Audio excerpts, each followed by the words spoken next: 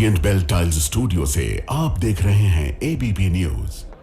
नमस्कार, मैं हूं चित्रा त्रिपाठी। शाम के 5 बजने वाले हैं। एबीपी न्यूज पर वक्त है सबसे बड़े डिबेट शो महादंगल का। 17 साल बाद फैसला और इंसाफ, लेकिन फिर भी नहीं। 29 सितंबर 2008 को महाराष्ट्र के मालेगांव में रमजान के महीने के दौरान हुए धमाके ने 6 लोगों की जान ले ली थी और लगभग 100 लोग घायल हुए थे। इसी ब्लास्ट के बाद हिंदू टेरर या भगवा आतंकवाद की थ्योरी सामने आई थी। कांग्रेस नेता दिग्विजय सिंह, तत्कालीन गृह मंत्री पी चिदम्बरम और उनके बाद सुशील शिंदे ने भगवा आतंक को लेकर बयान दिया, जिसके बाद काफी विवाद भी हुआ था। जिसके बाद मालेगांव ब्लास्ट में साध्वी प्रज्ञा ठाकुर को आरोपी बनाया गया। बाद में भोपाल से बीजेपी की सांसद भी बनी। उनके अलावा सेना के 2 अधिकारी, लेफ्टिनेंट कर्नल श्रीकांत पुरोहित और मेजर रमेश उपाध्याय को भी आरोपी बनाया गया था। लेकिन आज एनआईए कोर्ट ने अपने फैसले में सभी आरोपियों को बरी कर दिया। कोर्ट ने कहा कि आरोपियों के खिलाफ विश्वसनीय सबूत नहीं है। कोर्ट के फैसले के बाद बीजेपी एक बार फिर से कांग्रेस पार्टी पर हमलावर है। भगवा आतंक की थ्योरी अदालत में फेल होने के बाद कांग्रेस से लगातार माफी की मांग बीजेपी की ओर से की जा रही है। आज महादंगल में पूछेंगे, क्या भगवा आतंक पर कांग्रेस ने झूठ बोला? क्या भगवा आतंक कहकर कांग्रेस ने हिंदू धर्म को बदनाम किया? क्या सिर्फ वोट बैंक के लिए भगवा आतंक की थ्योरी गढ़ी गई, जैसा कि बीजेपी के नेता आरोप लगा रहे हैं? सवाल यह भी है कि ब्लास्ट की कैसी जांच की गई कि किसी पर भी आंच नहीं आई। ये जांच एजेंसियों पर भी सवाल है, क्योंकि पिछले 10 दिनों में यह दूसरा फैसला है जिसमें अदालत ने सभी आरोपियों को बरी कर दिया। सवाल यह भी है कि पीड़ितों को इंसाफ मिलेगा भी या नहीं मिलेगा। कई ऐसे मुद्दे हैं जिसको लेकर बहस की शुरुआत होगी, लेकिन पहले यह बयान सुनिए।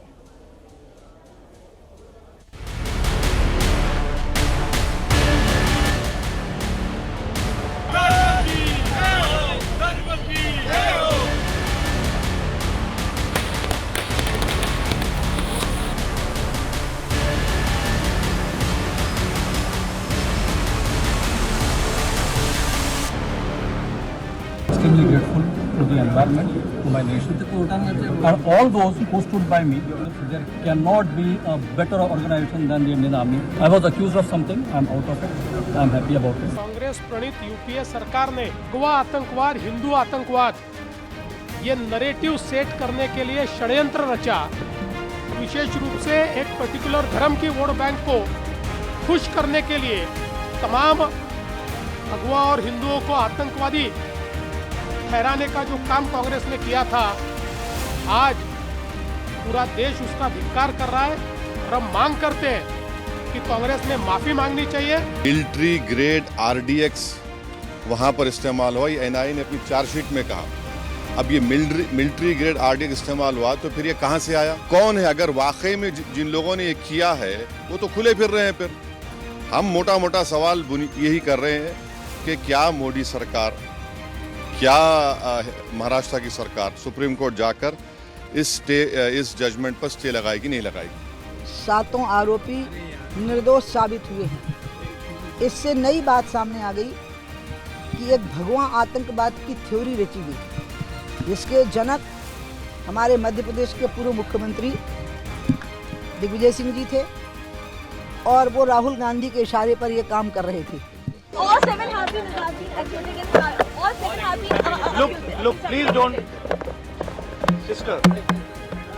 don't try and digress the issue.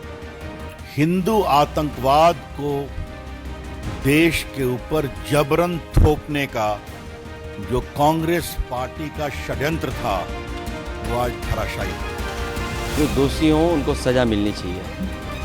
आम जनभावना यही है देश की कि जो आरोपी हैं, जिन्होंने इतनी बड़ी घटना की है, उनको सजा मिलनी चाहिए। अमेरिका में क्या हुआ? कहीं ऐसा तो नहीं न्यूज़ को दबाने के लिए नई न्यूज़। हिंदू कभी टेररिस्ट नहीं हो सकता।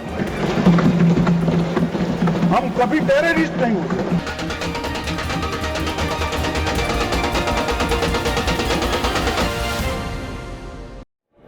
तो भगवा आतंकवाद के मुद्दे पर क्या कांग्रेस पार्टी की ओर से झूठ बोला गया है? जो लोग मारे गए उनके परिवार को इंसाफ कब मिलेगा? अगर मालेगांव ब्लास्ट इन लोगों ने नहीं किया था जिनके ऊपर इतने गंभीर आरोप लगे थे, कई ऐसे मुद्दे हैं जिसको लेकर बड़ी चर्चा होगी। खास मेहमानों की मौजूदगी है, उनका परिचय आपसे करवा देती हूं। संगीत रागी जी राजनीतिक विश्लेषक हैं, हमारे साथ जुड़ चुके हैं। के शर्मा जी राष्ट्रीय प्रवक्ता भारतीय जनता पार्टी के मौजूद हैं। चरण सिंह सापरा जी प्रवक्ता कांग्रेस पार्टी के जुड़ चुके हैं। हाफिज गुलाम सरवर जी आप प्रवक्ता हैं, पीस पार्टी के स्टूडियो में हैं। कृष्णा हेगड़े जी प्रवक्ता शिवसेना शिंदे गुट से हैं। सैयद जब्बार जी राजनीतिक विश्लेषक है, जुड़ चुके हैं। सुधाकर चतुर्वेदी जी मालेगांव केस में जो बरी हुए हैं वो भी हमारे साथ हैं, कुछ ही देर में आपको टीवी स्क्रीन पर दिखाई देंगे। सभी का बहुत बहुत स्वागत है। संगीत रागी जी आपसे शुरुआत करते हुए, जब कोर्ट की ओर से ये कहा गया है कि जांच एजेंसी आरोप साबित नहीं कर पाई, हमारे पास आ चुके हैं भारतीय जनता पार्टी के शर्मा जी। के शर्मा जी आपसे ही शुरुआत कर लेती हूं। 7 सालों के बाद, ये जो 17 सालों के बाद फैसला आया है, इसमें जज की ओर से कहा गया जांच एजेंसी आरोप साबित नहीं कर पाई, ऐसे में आरोपियों को संदेह का लाभ मिलना चाहिए। कोर्ट की ये टिप्पणी है, फिर आप लोगों की ओर से लगातार कांग्रेस पार्टी को घेरकर माफी की मांग क्यों की जा रही है इस पूरे मुद्दे पर? देखिए चित्रा जी, आज जो मालेगांव का जो निर्णय आया है कोर्ट के माध्यम से, इससे 2 बातें तो स्पष्ट हैं। पहली बात तो यह है कि कांग्रेस पार्टी आतंकवाद पर भ्रम फैलाने के लिए धर्म का कांग्रेस पार्टी ने सहारा लिया और बहुत निचले स्तर तक जाकर हिंदू धर्म को बदनाम करने के लिए हिंदू आतंकवाद, भगवा आतंकवाद जैसे शब्द गढ़े और एक देश के अंदर आतंकवाद को भ्रमित करने की कोशिश की गई। दूसरी बात, सोनिया गांधी हो या गांधी खानदान हो या कांग्रेस पार्टी हो, आज मुझे कहने में कोई संकोच नहीं है कि ये हिंदू धर्म के घोर विरोधी हैं, घोर विरोधी। और यदि मैं पूरा आप कहेंगी तो मैं पूरी श्रृंखला गिना सकता हूं कि किस ढंग से हिंदू धर्म को बदनाम करने के लिए आप ये कह रहे हैं कि हिंदू देवी देवताओं के संदर्भ में किया गया। लेकिन के शर्मा जी, कुछ सवाल असदुद्दीन ओवैसी की पार्टी की ओर से भी पूछे जा रहे हैं, कुछ सवाल जो मुस्लिम धर्म से ताल्लुक रखने वाले लोग हैं उनके जहन में भी है।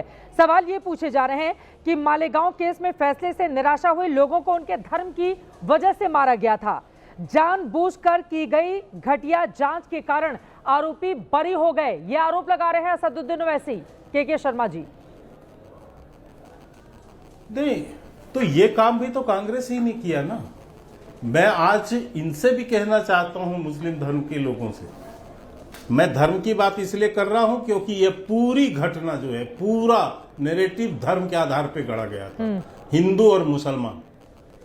और एक कोशिश थी कांग्रेस पार्टी की, और अभी लगातार उस दौर के राहुल गांधी के बयान भी आप देखिए विकीलीक्स में, इसमें सब में बहुत सारी बातें आई हैं। उन्होंने जाके विदेश के अंदर में कहा कि मुझे सबसे ज्यादा मुस्लिम आतंकवाद से नहीं बल्कि हिंदू आतंकियों से खतरा है जी। ये शब्द राहुल गांधी के हैं सर।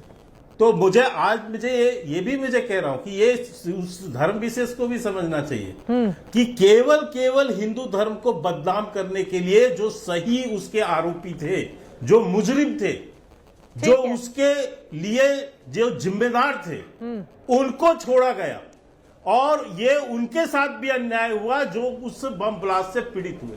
ठीक है, एक घटना नहीं है, समझौता आप ये कह रहे हैं कि भगवा शब्द को बदनाम करने के लिए कांग्रेस पार्टी की ओर से ये साजिश रची गई थी। चरण सिंह सापरा जी कांग्रेस पार्टी के प्रवक्ता हमारे साथ मौजूद हैं, सीधे उन्हीं से जवाब ले लेती हूँ। चरण सिंह सापरा जी, ये जो भगवा आतंकवाद की थ्योरी थी कांग्रेस पार्टी की, जो आरोप बीजेपी लगा रही है, वो पूरी तरह से फेल हो गई आज कोर्ट के फैसले के बाद। बीजेपी कह रही है माफी मांगे कांग्रेस। देखिए, माफ़ी तो डबल इंजन की सरकार को उन लोगों से मांगनी चाहिए, उन मृतक परिवारों से मांगनी चाहिए जिनके परिवारजन इस ब्लास्ट के अंदर जिनको खोना पड़ा है, उनसे माफ़ी मांगनी चाहिए कि किस तरह से ये सारी इन्वेस्टिगेशन चली है। देखिए, लोकतंत्र की प्रणाली है, उसमें सारी चीज़ें जो है खुली किताब की तरह है। अभी आपने खुद चर्चा की और हमको भी पता है, और आपको भी मैं याद दिलाना चाहूँगा कि 2014 से जब से डबल इंजन की सरकार महाराष्ट्र में आई, कहीं ना कहीं इस केस के अंदर ढिलाई बरती गई। ये तो बात सच्ची है। ये तो रोहिणी सालियन ने एफिडेविट भी लिख करके, जो पीपी थी उस समय, उन्होंने एफिडेविट लिख करके भी जज को दिया था, जो बाद में काफ़ी सारे अखबारों में भी आया था। तो ये सारी चीज़ें जो है इसके अंदर हुई है। और कौन भूल सकता है कि प्रज्ञा ठाकुर ने हेमंत करकरे जब शहीद हुए थे तब कहा था उन्होंने कि ये मेरे श्राप की वजह से हेमंत करकरे मरा है। यानी इस तरह का वक्तव्य जो प्रज्ञा ठाकुर है हाँ, उनके मुंह से आता है, उनके जहन से आता है, गलत था वो तो फिर वक्तव्य। क्या सोचा क्या जाए? जैसे साध्वी प्रज्ञा ठाकुर ने गलत वक्तव्य दिया था, उसी तरह से भगवा आतंकवाद का भी फेक नैरेटिव था? कांग्रेस पार्टी इस बात को मानेगी सापरा साहब? नहीं, मैं ये कहता हूं कि फेक नैरेटिव की बात नहीं है। ये जो शब्द है ये खुद जो भारतीय जनता पार्टी के पूर्व मंत्री रहे हैं और सांसद रहे हैं आर के सिंह जी ने, ये तो तब वो होम सेक्रेटरी थे, ये शब्द तो आर के सिंह जी ने दिया था। फिर भी भारतीय जनता पार्टी ने उनको अपने साथ समावेश किया और उनको केंद्रीय मंत्री भी बना लिया उन्होंने। ठीक है। देखिए सवाल ये है कि आज इतने सारे केस है। अभी 2 दिन पहले जो मुंबई ब्लास्ट का केस हुआ है उसके अंदर भी तमाम सारे लोग बरी हुए। समझौता एक्सप्रेस में इस तरह से हुआ कि जो आरोपी हैं उनके ऊपर सजा नहीं तय हो रही है। इसी तरह से मक्का मस्जिद का ब्लास्ट देखे या अजमेर का ब्लास्ट देखे, सवाल यही है ना कि ऐसा क्यों हो रहा है? अगर आप ये कह रहे हैं कि इन्वेस्टिगेशन ही कमजोर हो रही है, लेकिन यहाँ पर तो हिंदू धर्म से ताल्लुक रखने वाले लोग थे। इसके पहले जिस मामले में 209 लोग मारे गए थे उसमें मुस्लिम धर्म से ताल्लुक रखने वाले लोग थे, सब लोग बरी हो गए। लेकिन ऐसा लगता है कि हमारी जो राजनीति है वो अपने अपने चश्मे से डिसाइड करती है किसका पक्ष लेना है, किसका विरोध करना है। के शर्मा जी, आप लोग महाराष्ट्र वाले मामले में तो चले गए ऊपरी अदालत में, अब ओवैसी और कांग्रेस पार्टी दूसरे लोग भी यही पूछ रहे हैं कि इस मामले में क्या ऊपरी अदालत का दरवाजा खटखटाएगी महाराष्ट्र सरकार? के शर्मा जी। मैं पहले 2 उत्तर दे देता हूं कांग्रेस के प्रवक्ता का। इन्होंने कहा कि भगवा शब्द किसी और ने कहा। जयपुर के अधिवेशन में सिद्धे साहब, चिदम्बरम जी, इन लोगों ने वहां पर भगवा आतंकवाद शब्द का प्रयोग किया। ये एक अधिकारी की बात कर रहे हैं। मैं पूछना चाहता हूं कि वो गृह मंत्री थे, क्या एक अधिकारी की कठपुतली थे? ये गृह मंत्री थे कि कठपुतली थे लोग? एक अधिकारी कोई बात, यदि कोई जिसका कोई प्रमाण नहीं है, ये कहां से आया? ये इन लोगों का शब्द, ये शब्द तो सिंधे ने प्रयोग किया है, ये शब्द तो चिदम्बरम ने प्रयोग किया है। तो ये कठपुतली है, इनकी अपनी कोई विवेक नहीं था क्या इन मंत्रियों का? तो फिर क्या भ्रष्ट सरकार रही होगी, और थी ही यूपीए की सरकार। आश्चर्य मुझे चरण सिंह सापरा के बयान पर कि अपने नेताओं को कठपुतली बतला रहे, जिनको शब्द का और भाषा का ज्ञान नहीं है। हाँ। इतने देश के 80% हिंदुओं को आप आतंकवादी साबित कर रहे हैं। ये बोलने से पहले 20 बार सोचना पड़ता। दूसरी बात, 2008 से लेकर 14 तक आपकी सरकार थी। आज उसके निर्णय में क्या बात आई है चित्रा जी, कि जहां पर ब्लास्ट हुआ, पहले तो वो स्कूटर में ब्लास्ट हुआ या नहीं हुआ ये साबित नहीं, फिर ये आया कि वो स्कूटर किसकी है ये नहीं, ये सारी तो प्राथमिकी आपके समय नहीं हो पाया ना, तभी तो आज उनको ये शब्द कैसे लीक हो गया? कुछ भी साबित नहीं हो पाया, तभी तो बरी कर दिया गया। हाँ, तो इनकी सरकार, राज्य में इनकी एक बात और चित्रा जी, शुरुआती जांच सही तरीके से नहीं की गई। चरण सिंह सापरा जी, बाकी लोगों के पास आना है, जल्दी जल्दी टिप्पणी ले लेते हैं। मैं आपके चैनल आपके ही चैनल की एक रिपोर्ट को आज कोट कर रहा हूं जी। आपके चैनल का रिपोर्ट है आज सुबह का ही जी। आपकी एक प्रतिष्ठित पत्रकार ने बताया कि जब यह घटनाक्रम हुआ तब स्थानीय पुलिस, सरकार इन कांग्रेस की थी, हाँ। तब एक स्थानीय पुलिस वालों ने कहा कि वहां पर जो घटना हुई है, मैं उत्तर दे उस घटना का संबंध सिमी के लोगों के साथ है। ठीक है, सिमी के लोगों के, जो कि आस पास ही उनका कार्यालय था। लेकिन क्योंकि जब एटीएस को जो इनके सरकार ने जब जांच सौंपी, तो उस पूरे प्रकरण को उस सिमी से हटाकर हिंदू आतंकवाद पे थोपने के लिए। साहब आप इस पर जवाब दे दीजिए। और देखिए, तो ये तो इनकी सरकार की नीयत थी। ठीक है, खामियों का भी जिक्र आया है। एनआईए कोर्ट ने कहा है कि घटनास्थल का पंचनामा सही तरीके से नहीं किया गया और घटनास्थल पर बैरिकेडिंग भी नहीं की गई थी। अदालत ने यह भी कहा कि फॉरेंसिक रिपोर्ट भी सही नहीं थी और ऐसे में कुछ भी निष्कर्ष नहीं निकाला जा सकता। उस समय तो आप ही लोगों की सरकार थी। इतनी लापरवाही घोर कैसे बरत दी गई सापरा साहब, अगर एनआईए कोर्ट को आज इस तरह की टिप्पणी करनी पड़ रही है तो इतने गंभीर मामले में? देखिए, बीजेपी के प्रवक्ता ने, प्रज्ञा ठाकुर ने जो श्राप दिया था हेमंत करकरे को, शहीद हेमंत करकरे को, उसके ऊपर कोई वक्तव्य नहीं किया। जो मैं बात कह रहा हूं कि रोहिणी सालियन जो पब्लिक प्रोसिक्यूटर थी, उन्होंने तो रिटन एफिडेविट दिया ना जज को और उसमें लिखा हुआ है और नाम भी लिखा है एनआईए के अधिकारी का शिस्वे, मैं नाम बता देता हूँ, शिस्वे का नाम भी लिखा हुआ है। ये हिंदुओं से ने मुझे कहा स्लो डाउन होने के लिए, एक एक करके अपनी बात रखेंगे। हिंदुओं से शिस्वे ने कहा एक एक करके आपकी बात हो जाए, बाकी लोग भी इंतजार कर रहे हैं, प्लीज एक एक करके सापरे साहब जल्दी से अपनी बात खत्म करें। सुनिए ना, मैं तो नाम दे रहा हूं जो रोहिणी सालियन ने लिखा हुआ था कि एनआईए के अधिकारी शिस्वे ने उनको कहा कि you have to go slow on this issue. तो ये रोहिणी सालियन ने जो लिखा है उसके लिए भारतीय जनता पार्टी कब माफी मांगेगी? भाई आपकी सरकार थी 2014 से लेके आज तक आपकी सरकार है, बीच में खाली 2 वर्ष के लिए हमारी सरकार आई, वो भी कोविड था, तब उस समय ये सब केसेस के ऊपर ध्यान नहीं जा रहा था किसका? हाँ। तो भारतीय जनता पार्टी का ये षड्यंत्र है और दरअसल भारतीय जनता पार्टी एक विषय से बचना चाह रही है, जो आज इनसे बहुत बड़ी गलती हुई है, कल जो हुई है, जो ट्रंप ने जिस तरह से 25% की टैरिफ ला दी है और पेनल्टी ला दी है, उससे ध्यान भटकाने के लिए इस तरह की बातें कर रहे हैं। संगीत रागी जी को लेकर आना चाहूंगी, बाकी मेहमानों को भी एक एक करके उसके बाद चर्चा में आगे बढ़ेंगे। नहीं एक एक करके प्लीज, ठीक है। आप ये कह रहे हैं ट्रंप का मामला आया, अर्थव्यवस्था फेल है, ध्यान भटकाने के लिए इस मुद्दे को लेकर आया गया, लेकिन कोर्ट की कार्रवाई कब होगी, कोर्ट की ओर से फैसला कब दिया जाएगा, ये तो कोर्ट निर्णय करता है ना। लेकिन आपको ऐसा लग, मतलब ये संयोग नहीं प्रयोग ज्यादा लग रहा है। संगीत रागी जी, इस पर आपकी भी टिप्पणी, जो आरोप उन्होंने लगाए हैं, और इसी के साथ ही साथ क्या लग रहा है कि भगवा आतंकवाद का जो दाग लगा था आज के इस फैसले के बाद छूट गया है, खत्म हो गया है?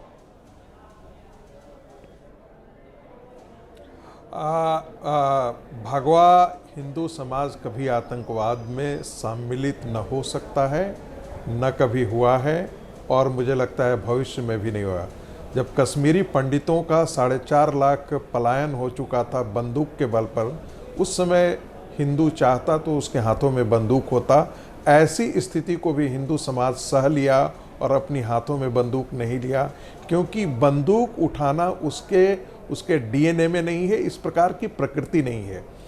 एक मजहब है जो दुनिया भर में आतंकवाद का पर्याय बना है। मैं ये नहीं कह रहा हूं कि उस मजहब के मानने वाले सभी लोग वैसे ही हैं, लेकिन एक मजहब है जिसने पूरा इस्लामिक आतंकवाद 9/11 के बाद, चाहे वो ऑस्ट्रेलिया हो, चाहे वो स्पेन हो, चाहे वो ब्रिटेन हो, चाहे जर्मनी हो, चाहे भारत के अंदर हो, जब इस प्रकार से लगातार बम फूटने लगे तो एक इस्लामिक आतंकवाद का शब्द जो है वो पूरी दुनिया में जोरों से प्रचलन में आया। हाँ। और भारत के अंदर भी प्रचलन में आया।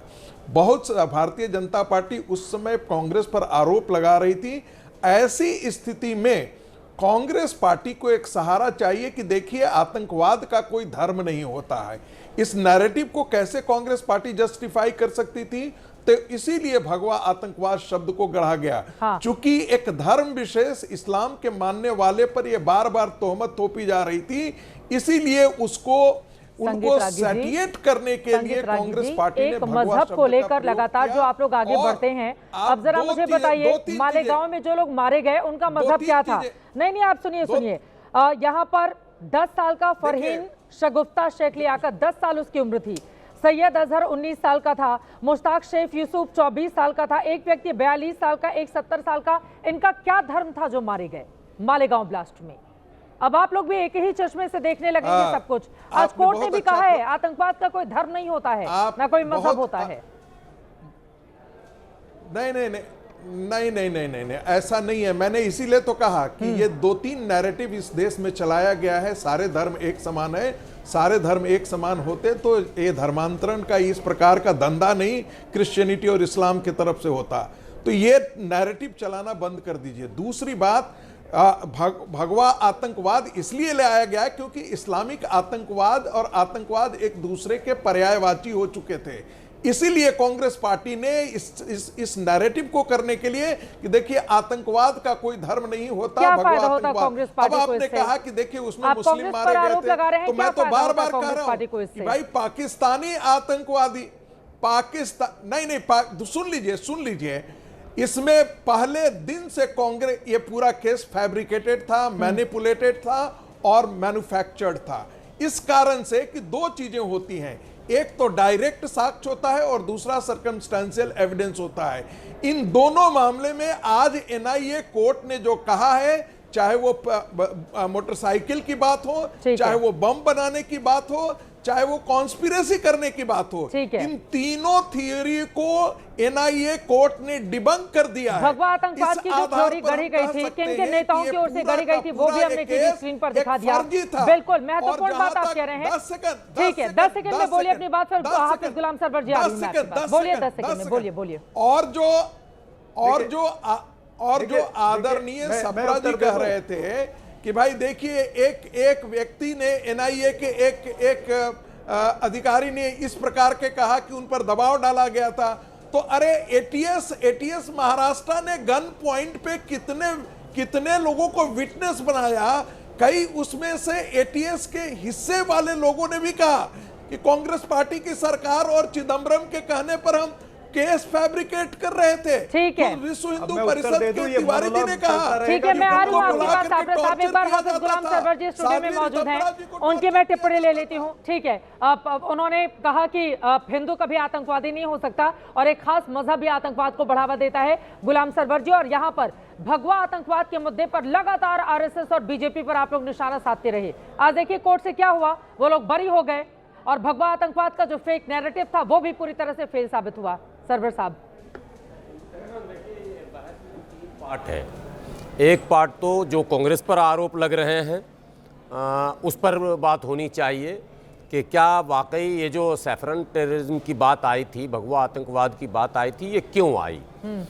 देखिए कोर्ट ने जब फैसला सुनाया तो एक छोटी सी टिप्पणी है, terrorism has not religion but conviction can not be based on moral ground. और मैं कहता हूँ अब संगीत रांगी जी का अपना एक अलग राग रहता है, मैं सुनता ही रहता हूँ, तमाम भारत के लोग सुन रहे हैं, मैं भी सुनता हूँ। इनका तो एकदम एक बना हुआ है निशाना कि बस जब दागेंगे तो उसी में दागेंगे, लेकिन सच्चाई जो है वो उस पर बहस होनी चाहिए। क्या वाकई सच नहीं है? नहीं, वो जो बोल रहे हैं वो झूठ बोल रहे हैं। नहीं, ये इनका तो कहना है कि बस एक धर्म इस्लाम है जिसमें आतंकवाद की शिक्षा दी जाती है, तो ये लिमिटेड दायरे में ही चलते हैं। नहीं, लेकिन अब उन्होंने ये आरोप लगाया कि आतंकवादी एक मजहब से ताल्लुक रखते हैं। नहीं, ये आरोप वो तब लगाएंगे जब आज मालेगांव ब्लास्ट में सिर्फ इनोसेंट क्या कहते हैं नहीं कहा गया, पूरी एक लिस्ट है जिसमें 14 की लिस्ट मेरे पास है मुकदमे में, जिसमें 10 साल 12 साल 5 साल 15 साल 17 साल मैंने कैद में रहने के बाद हाई कोर्ट और सुप्रीम कोर्ट ने बाइज्जत बरी किया, बेदाग बताया। आपने उसको भी इस्लामी आतंकवाद से जोड़ा था। बोलिए तो डेट वाइज पूरे सुना दूं, इतना समय तो रहता नहीं, लेकिन लेकर आया हूं मैं। अब मेरे लिए जो प्रमुख सवाल है, संगीत रांगी जी का अपना जो भी क्वेश्चन आंसर हो, मेरे लिए देश के लिए प्रमुख सवाल ये है कि इस तरह आखिर क्या कैसे हो जाता है कि किसी भी घटना में 10, 20, 50 लोगों को पकड़कर जांच एजेंसियां अंदर कर देती हैं और 15 साल 10 सालों साल जेल में रहकर आए हैं। यस मैं आज बरी किया गया, सालों साल जेल में रहकर आए हैं। मेरा 17 साल बर्बाद हो गए मेरे। ये साध्वी प्रज्ञा ठाकुर की ओर से कहा गया कि मानसिक रूप से कितना प्रताड़ित किया गया मुझे, 17 साल वापस मात्र 10 सेकंड जवाब दे रहा हूं कि जो लोग 10 साल 15 साल जेल की सलाखों में रहे और उन्हें अगर बाइज्जत बरी किया गया है तो 2 सवाल पैदा होता है। पूरी टीम को बरी किया जा रहा है, ये नहीं कि 1-2 को। मालेगांव में भी पूरी टीम को क्लीन चिट है। सवाल यह है कि ये सारी घटनाएं आखिर घटी कैसे, कौन लोग थे बम फोड़ने वाले। घटना तो घटी है ना, घटना का तो इनकार नहीं कर सकते। चाहे मुंबई ब्लास्ट हो, चाहे समझौता ब्लास्ट हो, चाहे मक्का मस्जिद ब्लास्ट हो, चाहे मालेगांव ब्लास्ट हो, घटना तो घटी। तो आखिर ये घटना किसने घटाई, एक सवाल। दूसरा कि आप जांच एजेंसियां जबरन इनोसेंट को क्यों पकड़ ली, कैसे पकड़ ली। और इकबाल जुर्म की बात कर दूं, इसमें मालेगांव में भी इकबाल जुर्म हो चुका। 2 लाइन में जल्दी से पर 2 बातें मैं कहना चाहता हूं। पहली बात तो कि जो मुंबई हाई कोर्ट ने जिन लोगों को रिहा किया और इस केस में जो रिहा किया, इन दोनों के बीच में तुलना नहीं की जानी चाहिए, क्योंकि मुंबई ब्लास्ट के मामले में जिन लोगों को लोअर कोर्ट से उनको कन्विक्ट किया गया था, उसके बाद मुंबई हाई कोर्ट में अपील हुई और वहां पर उनको सभी को बरी किया गया। एक दूसरी बात, ये बिल्कुल सही बात है कि वहां पर मुस्लिम लोग मारे गए थे, लेकिन शुरू में किस पर जताया गया था, किन लोगों को अरेस्ट किया गया था, किन पर एफआईआर दर्ज हुआ था। वे लोग इस बात का अंदेशा था कि पाकिस्तानी आतंकवादियों का, ये एजेंसियों का ये हाथ है इसमें, ताकि वहां पर हिंदू मुसलमानों के बीच में दंगा कराया जाए।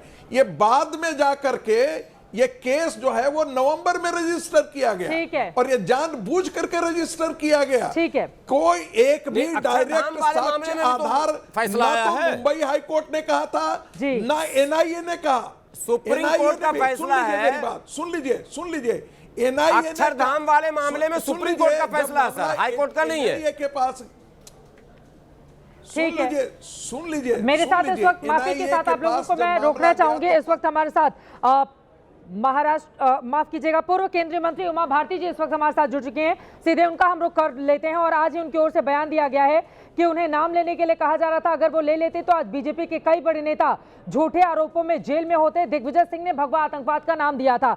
सबसे पहले आज ये फैसला आ चुका है, मालेगांव ब्लास्ट के सभी आरोपियों को बरी कर दिया गया है। उमा भारती जी, आपकी पहली प्रतिक्रिया। मैं माननीय कोर्ट का निर्णय का सम्मान करती हूँ, अभिनंदन करती हूँ। हमें शुरू से पता था कि ये सब बेकसूर हैं, ये कहानी गढ़ी गई है, लोग मरे हैं, ब्लास्ट हुआ है, लेकिन जो लोग कसूरवार हैं वो पता नहीं वो कौन लोग हैं, और जिनको कसूरवार बताया गया वो कसूरवार थे नहीं। हिंदू आतंकवाद, भगवा आतंकवाद जैसे शब्दों की रचना की गई, मुसलमानों में हिंदुओं का खौफ पैदा करने के लिए ये सारी रचना की गई, वोट बैंक को बनाने के लिए कांग्रेस के द्वारा ये रचना की गई, और वो रचना पूरी की पूरी जिन आधारों पर की गई वो आधार थे ही नहीं। इसलिए आज माननीय कोर्ट ने उस सबको ध्वस्त कर दिया। धज्जियां उड़ा दी। ठीक है उमा भारती जी, कोर्ट ने अपने फैसले में कहा कि जो सबूत अदालत के सामने आए हैं वो दोष सिद्ध करने के लिए काफी नहीं है, यानी कि जांच एजेंसी सबूतों को सही तरीके से नहीं रख पाई।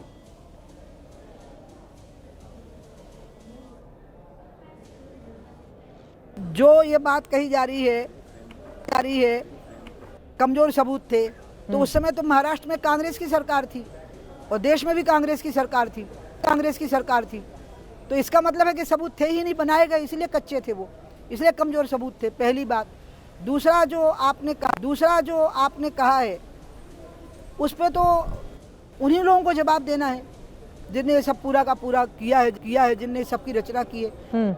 मैं कांग्रेस को ये कहूँगी कि कांग्रेस को पूरे देश से और उनके नेताओं को माफ़ी मांगनी चाहिए, क्योंकि उनके मुंह से ये शब्द निकले हैं और कितनी बार निकले हैं कांग्रेस के नेताओं के मुंह से, भगवा आतंकवाद, भगवा।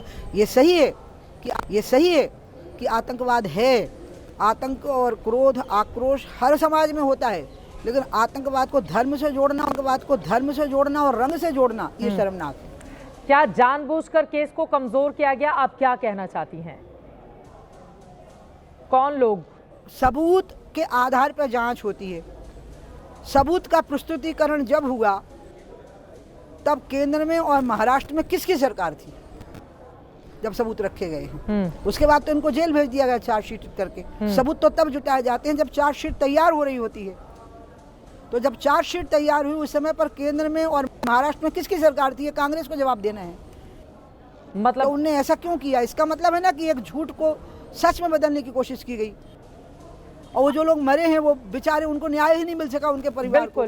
बिल्कुल, क्योंकि जिनने मारा है वो पकड़े ही नहीं गए, और जिनका कोई लेना देना नहीं था उनको भगवा आतंकवाद की थ्योरी को सच में बदलने के लिए, मुसलमानों के अंदर हिंदुओं का डर पैदा करने के लिए कि हिंदू भी भगवा आतंकवादी हो गए हैं, और मुसलमानों का वोट बैंक अपनी तरफ करने के लिए जो घिनौनी साजिश रची है, उसी का तो परिणाम है नरेंद्र मोदी जैसे ताकतवर नेता। आपका ये कहना है कि असली गुनहगारों को बचाकर अब जो हिंदू चेहरे थे उनको फंसाने का काम किया गया, और इस वजह से इस तरह की स्थिति बनी, और इसी वजह से जो लोग मालेगांव ब्लास्ट के जो पीड़ित हैं उनको इंसाफ भी नहीं मिल पाया। वहीं कल गृह मंत्री अमित शाह ने एक बड़ी बात कही थी कि हिंदू आतंकवादी नहीं हो सकता, और आज भगवा आतंकवाद का ये जो नैरेटिव है वो झूठा साबित हुआ। अब विपक्ष इसको भी संयोग या प्रयोग के चश्मे से देख रहा है। अमित जी का बयान गृह मंत्री के नाते लोकसभा में तब हुआ है जब लोकसभा में वो किसी प्रश्न का उत्तर दे रहे थे, और माननीय कोर्ट का फैसला लंबे सालों से इन्वेस्टिगेशन के आधार पर तय हो रहा था। इसलिए माननीय अदालत किसी भी प्रकार के राजनीतिक दबाव में नहीं आती है। शाह का बयान बिल्कुल सत्य है। जो हिंदुत्वनिष्ठ हिंदू है वो कभी आतंकी नहीं हो सकता। भगवा तो उगते हुए सूर्य का रंग है दीदी, उगते हुए सूर्य का रंग है।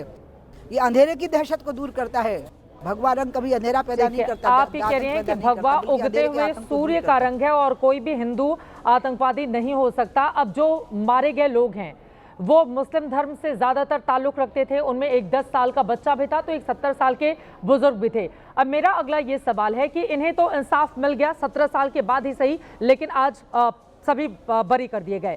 अब मालेगांव के जो पीड़ित हैं उनको न्याय कब मिलेगा उमा भारती जी?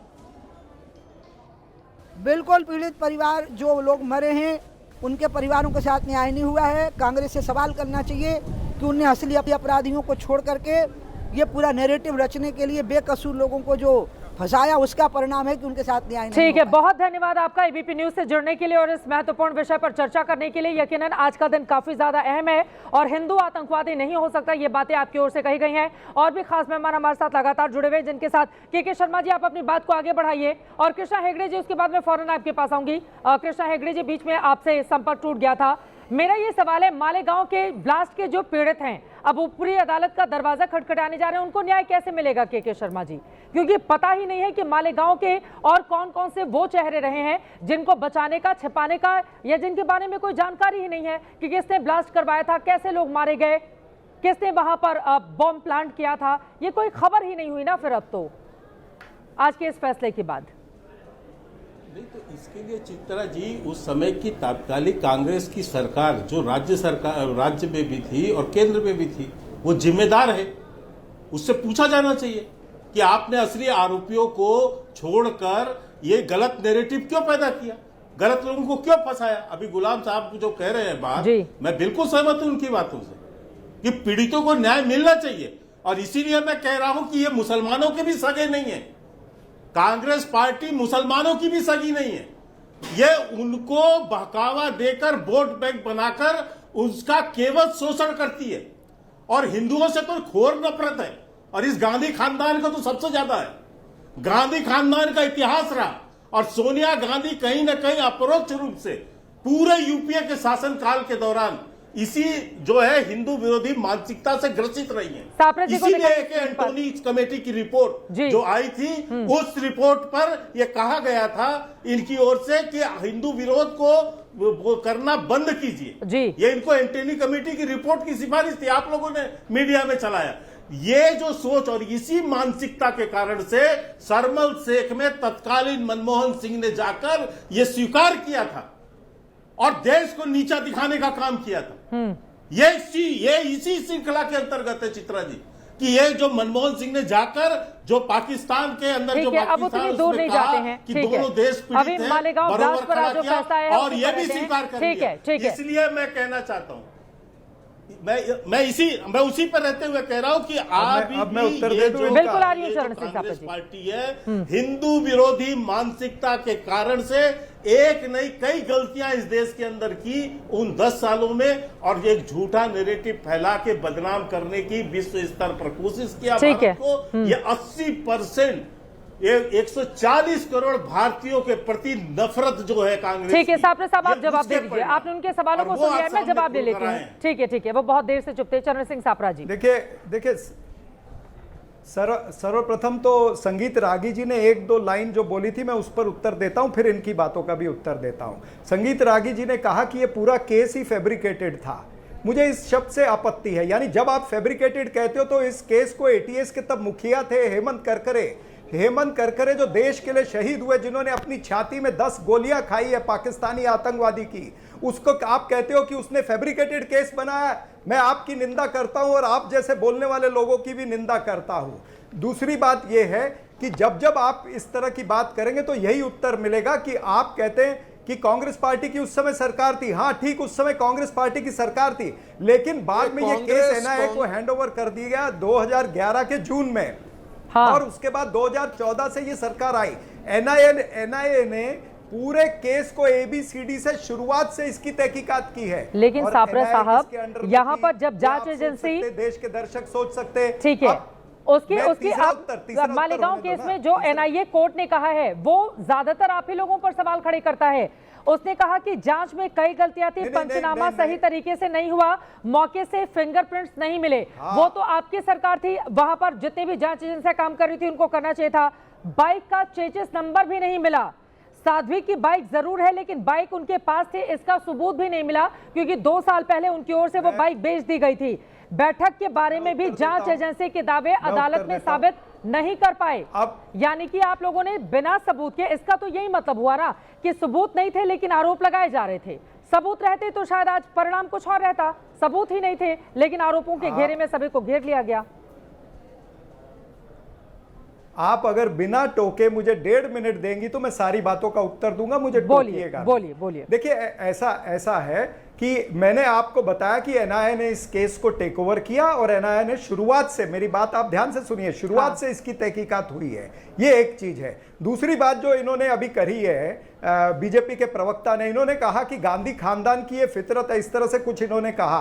अरे गांधी खानदान तभी तुमको याद नहीं आता है जब इंदिरा गांधी जी देश के लिए शहीद होती है, छाती में अपने 32-34 गोलियां खाती है आतंकवादियों की, तब आपको गांधी खानदान याद नहीं आता है। जब राजीव गांधी जी के चिथड़े उड़ा दिए जाते हैं श्री पेरम्बुदूर में बॉम्ब ब्लास्ट में, तब आपको गांधी खानदान को प्रणाम करना याद नहीं आता है। जिन्होंने देश की मिट्टी के लिए शहादत दी, जिन्होंने आतंकवाद के खिलाफ लड़ते हुए शहादत दी, उन्हीं के ऊपर आप बोलोगे?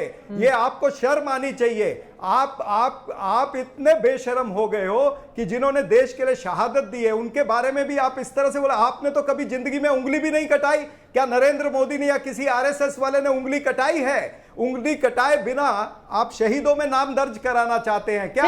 ये जनता आपकी ये फितरत जानती है। आप ये मामला सब बंद करो। ये बात करो कि जो आज देश को वर्तमान में नुकसान हो रहा है, वर्तमान में जो नुकसान हो रहा है नीति से, उसका क्या करोगे? वो बार-बार ट्रंप के मुद्दे पर आपको घेर रहे हैं। वो कह रहे हैं कि ये वाला नैरेटिव इसलिए लाया गया है क्योंकि ट्रंप वाले मामले से ध्यान भटका दिया जाए आप लोगों का। चित्रा जी, ऐसा है कि ट्रंप का क्या लेना देना है इस मामले से। दूसरी बात मैं कहना चाहता हूं कि शायद कांग्रेस के प्रवक्ता ने स्वतंत्र वीर सावरकर का नाम नहीं सुना। वो कह रहे थे कि किसने शहादत दी, उनको पता नहीं है। शायद स्वतंत्र वीर सावरकर स्वतंत्र सेनानी थे। दूसरी बात यह है कि कांग्रेस पार्टी और यूपीए ने तब षड्यंत्र रची और भारतीय जनता पार्टी आरएसएस का नाम खराब करने की कोशिश की, छवि खराब करने की कोशिश की, अभिनव भारत की, शिवसेना का और दूसरे सभी हिंदू संगठनों का जो हिंदुओं के लिए लड़ते थे। और कोर्ट ने भी कहा है कि कोई एविडेंस या सबूत पाया नहीं गया है। फिर भी भगवा आतंकवाद, हिंदू टेररिज्म कर इन्होंने जो शब्द कॉइन किए, इसमें हिंदुओं की छवि खराब करने की कोशिश की, हिंदू संगठनों की छवि करने की कोशिश की और हिंदू पार्टियों की छवि खराब करने की कोशिश की। आज उनका जो पोल है वो खुल गया है, देश के सामने उजागर हो गया है कि हिंदू टेररिज्म कॉइन करने वाले असलियत में क्या कर रहे थे। ऐसा दूसरी बात यह है कि साध्वी प्रज्ञा हो या लेफ्टिनेंट कर्नल पुरोहित हो या रिटायर्ड मेजर उपाध्याय हो, उनको आज कोर्ट ने बरी की है। हमको इस बात से खुशी हो रही है। 17 साल के बाद उनको जो रिहा मिली है, उनको उम्मीद मिली है और उनको जो जस्टिस मिला है, न्याय मिला है, उससे हम खुश हैं। ये बहुत जल्दी होना चाहिए था, लेकिन कांग्रेस पार्टी के नेताओं ने जो षड्यंत्र तब रचा था उसका ये नतीजा है, आज देश के सामने उजागर हो गया है। और अगर उनको आज कुछ नहीं मिल रहा है तो ट्रंप के बारे में बात कर रहे हैं। अरे ट्रंप साहब से हम बात कर लेंगे, नेगोशिएट कर लेंगे। हमारी विदेश नीति भी है, कूटनीति भी है। वो रशिया और यूक्रेन के वॉर के वजह से हो रहा है। और ये ट्रंप के साथ अगर एक जगह पे टैरिफ लगा है तो बहुत जगह पे आज एफटीए हमने साइन किया है यूके के साथ और बहुत सारे देशों के साथ। और आने वाले दिनों में ठीक है, अभी ट्रंप पर नहीं जाते हैं। अभी चूंकि भगवा आतंकवाद एक ऐसा शब्द है, ट्रंप पर भी हम चर्चा कर लेंगे आगे, लेकिन भगवा आतंकवाद एक ऐसा शब्द है जिसको लेकर चूंकि बहुत बड़ी जो हिंदुस्तान की आबादी है, आप उसको लेकर भी कई तरह के सवाल उठे। क्योंकि अगर भगवा शब्द इसी तरह से आगे बढ़ता और हिंदू टेररिज्म को लेकर भी कई बयान यहाँ पर दिए गए, जो एक बार मैं पढ़ देती हूँ। देखिए, सबसे पहले 16 सितंबर 2008 को दिग्विजय सिंह ने तत्कालीन गृह मंत्री शिवराज पाटिल को लिखी चिट्ठी में आतंकवाद को लेकर चिंता जताई। भगवा आतंक की थ्योरी कहां से प्रकाश में आई, उसको लेकर मैं आपको जानकारी दे रही हूं। 2 दिसंबर 2009 को तत्कालीन गृह मंत्री पी चिदम्बरम ने राज्यसभा में कहा था कि सरकार जिहादी आतंकवाद या हिंदू आतंकवाद को लेकर जीरो टॉलरेंस की नीति अपनाएगी। वहीं दिग्विजय सिंह ने मनमोहन सिंह को, तत्कालीन पीएम को चिट्ठी लिखी और ये कहा कि हिंदू संगठनों के आतंकी गतिविधियों में शामिल होने के बारे में खबर मिली है। 10 मई 2010 का ये वाकया है। और इसके बाद उन्होंने, दिग्विजय सिंह ने अपनी चिट्ठी में अभिनव भारत, बजरंग दल, विश्व हिंदू परिषद और अन्य संगठनों पर आतंकी गतिविधियों में शामिल होने के आरोप भी लगाए थे। डीजीपी की बैठक में पी चिदम्बरम ने भगवा आतंकवाद का जिक्र 2010 में किया था। और इस तरह से एक के बाद एक कई ऐसे नेताओं के बयान सामने आए, जिसके बाद भगवा आतंकवाद शब्द अपने आप में बहुत व्यापक हो गया था। और इसी वजह से इस विषय को लेकर चर्चा करनी जरूरी है। सापरा साहब, एक बार आपके पास आते हुए फिर मैं बाकी मेहमानों के पास जाऊंगी, लेकिन भगवा आतंकवाद का ये जो नैरेटिव गढ़ा गया था, आज आपको लग रहा है कि उसने कांग्रेस पार्टी का ही नुकसान कर दिया? क्योंकि अगर सबूत नहीं थे, जैसा कि आज खुद कोर्ट की ओर से टिप्पणी की गई है, तमाम मामले को लेकर जो घटनास्थल से बरामद किए जाने वाले सबूत थे वो भी नहीं पाए गए। उसके बावजूद इन सभी को कटघरे में खड़ा कर दिया गया, लोगों को जेल भेज दिया गया, कई सालों में जेल में लोगों को रहना पड़ा, और अब जाकर 17 सालों के बाद ये लोग बरी होते हैं। सापरा साहब, देखिए, मैं सर्वप्रथम कृष्णा हेगड़े जी की एक बात पर मुझे जरूर आपत्ति है, जो उन्होंने कहा कि ट्रंप का इसमें क्या लेना देना। अरे भाई, ट्रंप का वर्तमान में भारत देश से कोई लेना देना नहीं है क्या? आज आपकी अर्थव्यवस्था, अर्थनीति, आपकी विदेश नीति, आपकी रक्षा नीति लच्चर और लाचार हो चुकी है, ये सभी को पता है, और आप इसको मानने के लिए तैयार नहीं है। ट्रंप आपको कुछ समझता नहीं है। अगर मुंबई की भाषा में बोलूं तो पानी कम चाय समझता है। हाँ। इसीलिए उन्होंने वो 25% वो लगा दिया, और ऊपर से पेनल्टी का भी हमको धमकी दे रहे हैं। ट्रंप 30 बार कह रहे हैं कि भाई हमने अमेरिका ने युद्ध विराम प्रधानमंत्री उस पर कुछ नहीं बोल सकते हैं। ये तमाम सारी चीजें आपसे नहीं, आपकी सरकारों में ये सब का कोई मतलब नहीं है ना, आपका यही बोलना है। यानी वर्तमान में देश चाहे खड्डे में जाए, जो बयान है उस पर असल बहस होनी चाहिए, लेना देना नहीं है।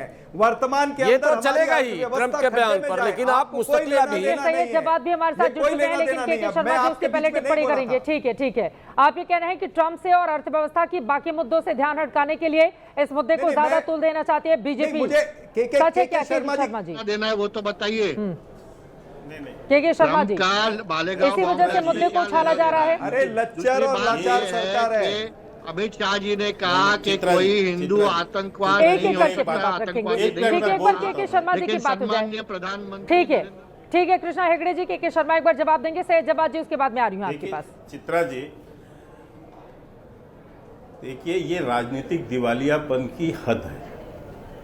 मालेगांव का निर्णय, कोर्ट का निर्णय, उसका तारीख तो तय है, वो ट्रंप से क्या लेना देना था उसको। लेकिन ये राजनीतिक दिवालियापन है कि आपको कुछ समझ में नहीं आता है। जब आपके चेहरे पर कालिक पूछ जाती है, तमाचा पड़ता है, तो आप इस तरह की उलझुल बयाने करते हैं। और मैं केवल इतना कहना चाहता हूं सापरा साहब, जब तर्क और तथ्य नहीं होते हैं तो गाली गलौज की भाषा होती है, जो आप कर रहे हैं। आपा मत खोइए अपना, बेशर्म, शर्म, ये सब अभी मत गिनाइए। नहीं तो मैं आपसे ये पूछना चाहता हूं, मैं इंदिरा गांधी जी की हत्या के संदर्भ पे उस पूरे कहानी पे नहीं जाना चाहता कि क्यों उनकी हत्या हुई, नहीं तो आपके और जो है ना बखिया उघड़ जाएगी यहाँ। लेकिन आपको आश्चर्य है कि उनके अंगरक्षकों ने उनको मारा। ये आपकी सरकार की सुरक्षा व्यवस्था पर प्रश्न है, समझ रहे हैं? और यदि मैं उसके पूरे प्रकरण पे चला जाऊं कि क्यों हुआ वो सब कांड, तो आपकी यहाँ कोई बचेगी नहीं। मामले में रहते हैं, आज तो के ये मामले इस में तरह रहते के हैं। प्रकरण मत खोलिए आपके लिए थे। लेकिन मैं आज के मामले पे रहता हूं और आपको ये बताना चाहता हूं कि आप जो जिस मानसिकता के साथ, और मैंने इसीलिए गांधी खानदान का नाम लिया और विशेषकर सोनिया गांधी का नाम लिया, क्योंकि आपका पूरा इतिहास भरा पड़ा है हिंदू विरोध से। ठीक है, आप दिखाइए सापरा साहब को, तो मैं को लेकर अपनी बात रख रहे हैं। और इसीलिए इसी मानसिकता के कारण इसीलिए इस जो क्या मानसिकता है, आतंकवाद और भगवा आतंकवाद, क्या मानसिकता बताइए ना। ये उसी मानसिकता का है, इसी मानसिकता के कारण आप 3 बार से सत्ता से बाहर बताइए कि जो मैं बताता हूँ प्रदीप कुर्लेकर है, हाँ, हिंदू मानसिकता, हिंदू विरोध की मानसिकता ये है कि आपने गलत ढंग से आतंकवाद से जोड़ा। ये बीजेपी को एक सुनिए, आप सक्सेना मैं बताता हूं, सक्सेना कौन सी पार्टी का पदाधिकारी है? बीजेपी का पदाधिकारी, आईएसआई का दलाल है। मुझे थोड़ा इसी तरह से जो यूट्यूबर अभी पकड़ी गई ज्योति मल्होत्रा भारतीय जनता पार्टी के सभी नेताओं के साथ में तस्वीरें हैं। अपने अपनी बारी में बोलेंगे, अपनी अपनी बारी में। सैयद जवाद जी के पास जाना है, स्टूडियो में भी मेहमान है गुलाम सरवर साहब, अपनी अपनी बारी में। ठीक है, जल्दी से 2 लाइन में के शर्मा जी अपनी बात खत्म कर लीजिए। मेरा ये सवाल है, मालेगांव ब्लास्ट के जो पीड़ित है उनको कैसे मिलेगा इंसाफ? और आरएसएस से जुड़े हुए नहीं है तो क्या है? इन 7 लोगों को इंसाफ मिल गया, 17 सालों के बाद ये लोग बरी हो गए। इनके ऊपर झूठे आरोप थे, जिस तरह से मामला साबित होता है। मेरा ये सवाल है, मालेगांव में जो लोग मारे गए उनके परिवार को इंसाफ कब और कैसे मिलेगा? नहीं, मैं तो बार बार कह रहा हूं कि इसके लिए तो जवाबदेह कांग्रेस पार्टी है। उसको जवाब देना पड़ेगा देश को कि आपने झूठा नैरेटिव बना के पीड़ितों के साथ ये अन्याय क्यों किया है। ये देश की जनता मांग रही है, इसीलिए तो कह रहे हैं कि सोनिया गांधी और गांधी खानदान और राहुल गांधी और कांग्रेस पार्टी आज माफी मांगे इसके लिए। चिदम्बरम माफी मांगे, शिंदे माफी मांगे। देश जो पीड़ित जो कसूरवार है उनको छोड़ के आपने पीड़ितों के साथ ये अन्याय क्यों किया। और दूसरी बात ये हिंदू विरोध की पूछ रहे, भगवान राम के अस्तित्व पर प्रश्न उठाने वाला कांग्रेस पार्टी, ये किसके इशारे पर हुआ था? किसने कोर्ट पे जाके एफिडेविट दिया? कौन रामलला मंदिर का विरोध कर रहा था? किसने यहां पर हिंदुओं के संदर्भ में गलत भ्रांतियां फैलाई? आपने ये सारे ये तुष्टीकरण की नीति आप लेकर क्यों आ रहे थे? ठीक है, चलिए सैयद जवाद जी के पास जल्दी से जाती हूँ, फिर साहब के पास में जाऊंगी। ठीक है, सैयद जवाद जी, आज फैसला आ गया भगवा आतंकवाद पर, जो आप लोग घेरते थे बीजेपी और आरएसएस को, पूरी तरह से फेक, गलत साबित हुआ। सैयद जवाद जी, जवाब मिल गया आप लोगों को कोर्ट के फैसले के बाद? जी देखिए, नहीं जी चित्रा जी, हाँ चित्रा बोलिए, जी बोलिए। ये फैसला जो है ना, पीड़ित परिवारों के ऊपर नमक छिड़कने वाला है। उनको इंसाफ नहीं मिला। और ये जांच एजेंसियां जो अपनी देश की हैं, 17 साल, 18, 20, 22 साल तक जो है वो इन्वेस्टिगेशन करती रहती हैं। और नतीजा क्या निकल करके आता है? क्या देखते हैं हम कि कुछ पता ही नहीं। तो क्या उन लोगों ने अपने आप को खुद बम ब्लास्ट कर लिया? खुद मर गए वो लोग। ये फैसला आया सामने। जिनको फंसाया गया उनके खिलाफ सबूत ही साबित नहीं हुआ। उनको फंसाया गया था, बीजेपी कह रही है, गलत नैरेटिव में उनको पकड़ के जेल में डाल दिया गया। एक तरफ तो आप नहीं चित्रा जी, 17 साल, 18 साल, 20 साल जिनकी भी जिंदगियां बर्बाद हो रही हैं, जो पीड़ित परिवार हैं, उनके साथ कहां इंसाफ होता है? ये अपनी जांच एजेंसियां क्या करती हैं? दावे तो ये करती हैं कि हम बड़ी निष्पक्ष हैं, बहुत मजबूत जांच एजेंसियां हैं, अंतरराष्ट्रीय लेवल मानी जाती हैं, 17-18 साल के बाद निकलता कुछ भी नहीं है। मैं सहमत हूं आपकी बात से, लेकिन जिनके ऊपर आरोप लगा दिए गए और आज अगर वो बरी हो गए तो उनका भी तो 17 साल सोचिए। इस स्टोरी में दोनों का पक्ष है, झोल है, दोनों का पक्ष है। एक पक्ष सबसे ज्यादा पीड़ित परिवारों का, इंसाफ कैसे मिलेगा? दूसरी तरफ उन लोगों का जो 17 सालों से मानसिक प्रताड़ना इस केस को लेकर झेल रहे थे। दोनों पक्ष हैं। जजमेंट आया है। हाँ, आपको उनके सेलिब्रेशन से दिक्कत है? दोनों पक्ष हैं, लेकिन एक पक्ष तो सेलिब्रेट इसलिए कर रहा है जी, वो इस चीज पे कंसंट्रेट कर रहा है कि भगवा आतंकवाद की बात करी गई थी, लेकिन पीड़ित परिवारों वालों के साथ इंसाफ नहीं हो रहा है। तो आप आज की मौजूदा सरकार मुंबई ब्लास्ट के जो आरोपी अभी बरी हुए थे, उस पर दूसरे रेल ब्लास्ट मामले में भी सेलिब्रेशन हुआ था, जिसमें 209 लोग मारे गए थे, लेकिन उस मामले में भी जितने लोग आरोपी थे उनको छोड़ दिया गया। तो यहाँ पर तो धर्म देखकर सवाल पूछे जा रहे हैं ना। यहाँ पर दिक्कत इस बात की है कि अगर इस धर्म के लोग हैं, सैयद जवाद साहब, तो उनके लिए बहुत अच्छा है रेल ब्लास्ट के आरोपी छोड़ दिए जाए। तो मालेगांव के ब्लास्ट के आरोपी अगर हिंदू धर्म से ताल्लुक रखते हैं तो उनको यहाँ पर भी तो धर्म की सियासत हो रही है ना। अगर जमीन वाला इंसाफ नहीं करेगा चित्रा दी, याद रखिए आसमान वाला इंसाफ करने के लिए बैठा है। जो हम सबसे ऊपर बैठा हुआ है। आप जमीन वालों के साथ इंसाफ नहीं हो रहा है तो आसमान वाला इंसाफ करेगा। तो उन्हें तो फंसाया गया ना। हाँ, पूरी दुनिया बीजेपी कह रही है इन लोगों को फंसा दिया गया था। साध्वी प्रज्ञा ठाकुर को, कर्नल पुरोहित को, इनको फंसाया गया था। अरे भारतीय जनता पार्टी ने साध्वी प्रज्ञा ठाकुर को पहले ही सर्टिफिकेट दे दिया था। लोकसभा का टिकट दे करके उन्होंने ये साबित कर दिया था कि उनके ऊपर कोई दोष नहीं होगा। आप बताइए, भारतीय जनता पार्टी ने उनको टिकट दे करके ये साबित कर दिया था, उसी वक्त क्लीन चिट दे दी थी। भारतीय जनता पार्टी ने टिकट दिया था, दिग्विजय सिंह जैसे दिग्गज नेता को हराया भी तो उन्होंने भोपाल से। आप ये भी तो देखिए, जब पब्लिक के बीच वो गई और इस मामले को लेकर दोनों ही पक्ष आमने सामने थे, तो जनता ने किसका पक्ष चुना? ये भी तो आपके सामने रहा ना, ये भी तो आपके सामने रहा। और आज देखिए साध्वी प्रज्ञा की जीत हो गई। जो बात वो लगातार लोगों के बीच जाकर कह रही थी, आज साध्वी प्रज्ञा की जीत हो गई आज के इस फैसले के बाद। अरे जो नाथूराम गोडसे के समर्थक थे, सुन लीजिए चित्रा जी, जो नाथूराम गोडसे के समर्थक थे, उन्होंने भी गांधी जी की हत्या के बाद इस देश के अंदर जश्न मनाया था, मिठाइयां बांटी थी। और ये पहली नजीरें नहीं हमने देखी हैं। जब बिल्किस बानो के साथ हुआ तब भी कौन से समुदाय के लोग थे? बिल्किस बानो वाले मामले में बिल्कुल जो हुआ वो सही नहीं हुआ। वक्त में इतने की इजाजत देता है। आप तमाम मेहमानों का बहुत धन्यवाद हमारे साथ चर्चा का हिस्सा बनने के लिए। कुल मिलाकर अपने अपने दावे हैं, लेकिन हाँ एक सच ये है और ये कड़वी हकीकत है कि जो लोग मारे गए उनको इंसाफ कब और किस रूप में मिलेगा। तो वहीं दूसरी तरफ एक फैसले को आने में 17 साल लग गए। जरा सोचिए, जो लोग आरोपी इसमें बनाए गए थे उनके लिए ये 17 साल और उसके एक एक पल कितनी मुश्किलों से गुजरे होंगे, क्योंकि आज जाकर उनका ये मानना है कि उनको इंसाफ मिला है। लेकिन आगे ऐसा लगता है कि इस मुद्दे को लेकर सियासत आगे बढ़ती रहेगी। हर एक जानकारी खबर आप तक पहुंचाते रहेंगे। अभी के लिए दीजिए इजाजत। देश और दुनिया की तमाम खबरों के लिए आप देखते रहिए एबीपी न्यूज।